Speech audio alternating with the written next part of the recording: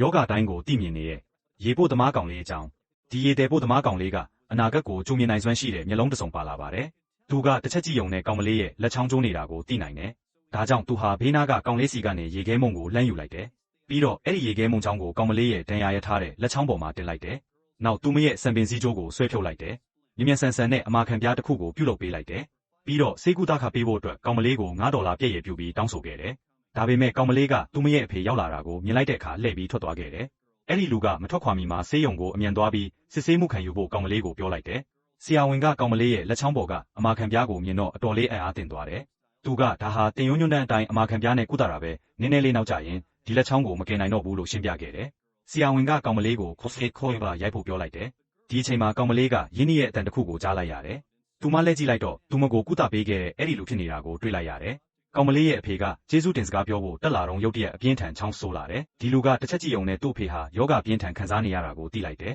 ။သူကစစ်ဆေးဖို့အတွက်သူ့ရဲ့လက်ကိုချောင်းဆိုးနေတဲ့သူရဲ့ရင်ဘတ်ပေါ်တိုက်ရိုက်တင်လိုက်ပေမဲ့ဒီမစင်မကျင်လောက်ရက်ကိုကောင်မလေးရဲ့အဖေကတွန်းဖယ်လိုက်တယ်။ဒီလူကလည်းဖြစ်နိုင်သမျှအမြန်ဆုံးစစ်ဆေးမှုခံယူဖို့အလင်းအမြန်ပြောလိုက်တယ်။ဒီလူကရေပို့ပြီးထွက်ခွာတော့မယ်လို့တဲ့အချိန်မှာကောင်မလေးရဲ့အဖေဟာတတိမိမျောတယ်လို့ဖြစ်နေတာကိုတွေ့လိုက်ရတယ်။ကောင်မလေးကဆရာဝန်စီကနေစိုးရိမ်တကြီးအကူအညီတောင်းခံခဲ့ပေမဲ့ကြီးမားတဲ့ရင်တိုက်မှုတစ်ခုဖြစ်ထားတာကြောင့်အရေးပေါ်ခန်းဟာလူနာတွေနဲ့ပြည့်နေခဲ့တယ်။ကောင်မလေးကအကူအညီတောင်းဖို့စူးစမ်းခဲ့ပေမဲ့ဆေးဝန်ထမ်းတွေကအာယုံစိုက်ဖို့မအားလက်ကြဘူး။ကောင်မလေးဟာစိတ်ပြက်ပြီးအာယုံစိုက်မိစေဖို့ကျေလောင်စွာအော်ဟစ်ခဲ့ရတယ်။အားလုံးကကလေးတယောက်သာဖြစ်နေတာကိုမြင်တော့ဆရာဝန်ကသူ့ရဲ့အလုပ်ကိုပြန်လုပ်ခဲ့တယ်။ဒီလူကဒီအဖြစ်အပျက်တွေအားလုံးကိုတိတ်ဆိတ်စွာစောင့်ကြည့်နေခဲ့တယ်။ဒီအချိန်မှာတော့ကျင်နာတက်တဲ့အမျိုးသမီးဆရာဝန်တဦးကလာစစ်ဆေးခဲ့ပေမဲ့ယောဂလက္ခဏာရဲ့ပြင်းထန်မှုကိုလုံးဝသဘောမပေါက်ခဲ့ဘူး။ပြီးနောက်သူမရဲ့လုပ်ဖော်ကိုင်ဖက်ကိုကောင်မလေးရဲ့အဖေကို CD စကန်သွားရိုက်ဖို့ပြောလိုက်တယ်။အဲ့ဒီလူကစိတ်မချတာကြောင့်သူတို့နောက်ကိုလိုက်သွားခဲ့တယ်။ဓာတ်လေကားထဲရောက်တာနဲ့ကောင်မလေးရဲ့အဖေဟာတတိလစ်ပြီးကျမ်းပြင်ပေါ်လဲကျသွားတယ်။ဆရာဝန်ကရှေးဦးသူနာပြုစုရေးပစ္စည်းတွေယူဖို့အမြန်သွားခဲ့တယ်။ဒီလူကကောင်မလေးရဲ့အဖေရဲ့ရင်ဘတ်ပေါ်ကိုသူ့လက်ကိုအလင်းအမြန်တင်လိုက်တယ်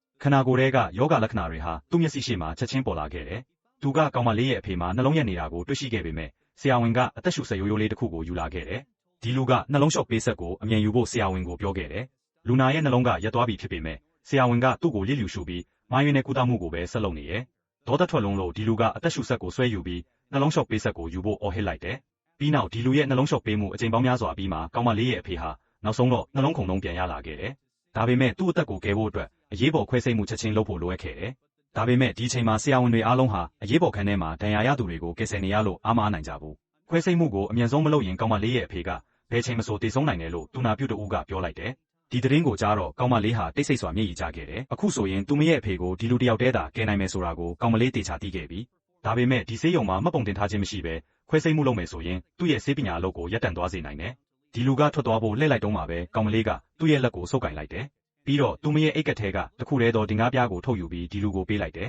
။ရှိုက်ကြီးငင်ငုံနေတဲ့ကောင်မလေးကိုကြည့်ပြီးဒီလူဟာဆုံးဖြတ်ချက်ချလိုက်တယ်။ဘလို့အကျိုးဆက်တွေပဲရှိပါစေသူမရဲ့အဖေကိုကယ်တင်ဖို့အစွမ်းကုန်စူးစမ်းမယ်။ပြီးနောက်သူဟာခွဲစိတ်ဆရာဝန်ကြီးအဖြစ်အသွင်ယူပြီးလူတိုင်းတုတ်ပြန်ဖို့အချိန်မရခင်မှာခွဲစိတ်ခန်းထဲကိုဝင်ရောက်သွားတယ်။သူခွဲစိတ်လိုက်တဲ့အခါခွဲစိတ်မှုစတင်ခဲ့ပေမဲ့တွေးမထွက်ခဲ့ဘူး။ဒီအချက်ကဘေးပတ်ဝန်းကျင်ကဆရာဝန်တွေကိုထိတ်လန့်သွားစေခဲ့တယ်။သဘောကျရင်အသေးလေးပေးခဲ့နော်။အရန်ချစ်တယ်။ဝါ